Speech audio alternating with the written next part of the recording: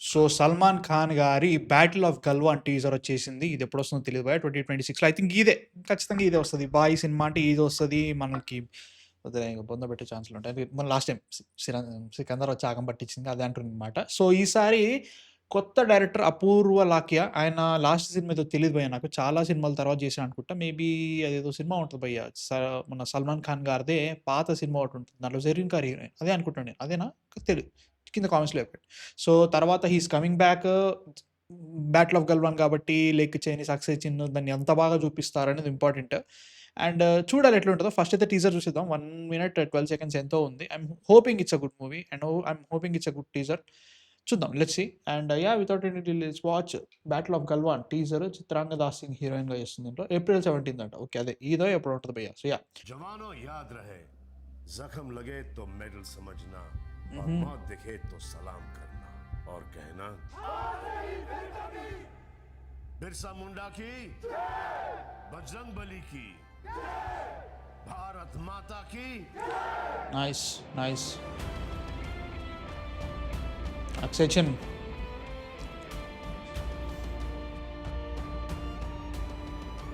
Okay.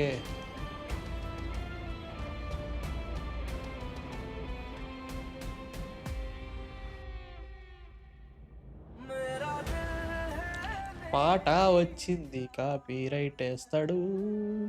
ఒక focus అంతా 'సల్మాన్ ఖాన్' తిప్పుతారు. అడిదికు చైనీస్ యోధులు వస్తూ ఉంటారు. యోధులు అంటే సోల్జర్స్ వాళ్ళని ఏమంటారు? మన దగ్గర కూడా సోల్జర్స్ అంటారు కానీ కరెక్ట్‌గా తెలుగు పదం అది.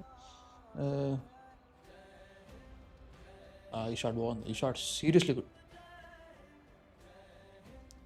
6 సూపర్. ఓకే. उसे तो आना है. So okay.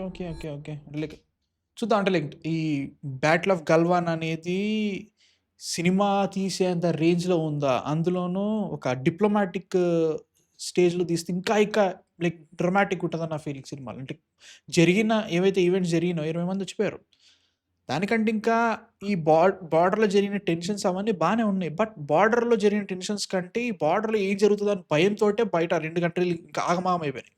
సో దాన్ని ఎలా చూపిస్తారని ఇంపార్టెంట్. అందులోనూ 'సల్మాన్ ఖాన్' అనే ఒక పెద్ద స్టార్‌ని ఇప్పుడు ఆయన సినిమా తీస్తున్నాడు కాబట్టి he is on the border అన్నప్పుడు దాని మీద కొత్తగా క్యారెక్టర్స్ అన్నీ పెట్టి, ఆడ క్యారెక్టర్స్‌కి కొత్త స్టోరీలు యాడ్ చేసి, ఆహా! నేనిక్కడున్న బార్డర్ టైప్ కాదు. బార్డర్ సినిమా అంటున్నారు కదా! ఆ టైప్‌గా వాళ్ళకి సెపరేట్ స్టోరీస్ చెప్పేసి, దాన్ని చాలా వరకు బార్డర్ దగ్గరనే పెడితే, అది ఎంతవరకు ఎలా ఉంటదని ఇంపార్టెంట్ అన్నట్టు మెయిన్‌గా. అంటే లైక్ చెప్తున్నా కదా!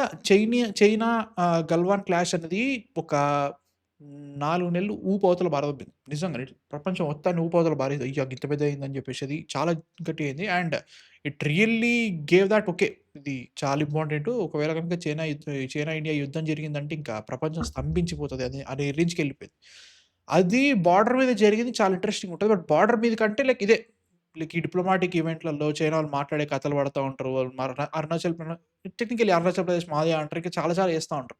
సో వీటన్నిటిని వీళ్ళు సినిమాలో చూపియగలుగుతారా? లేదు ఇది 'సల్మాన్ ఖాన్' మూవీ కాబట్టి ఓన్లీ బార్డర్‌లో ఉన్నాడు కాబట్టి లేదంటే 'సల్మాన్ ఖాన్' క్యారెక్టర్‌ని ఆయన బ్యాక్ స్టోరీ వాళ్ళ భార్య, వాళ్ళ కూతురు ఇది జరిగింది, ఇట్లొచ్చింది లాస్ట్‌లో దెబ్బలు తిన్నాడు.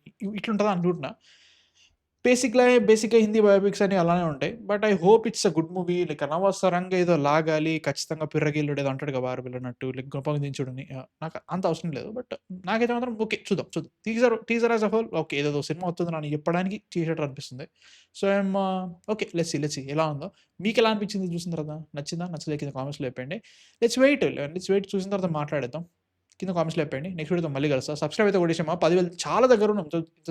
ఇంత దగ్గరున్న తర్వాత కొట్టకపోతే ఎట్లా చెప్పు? సబ్స్క్రైబ్ కొట్టేసేయి. బై.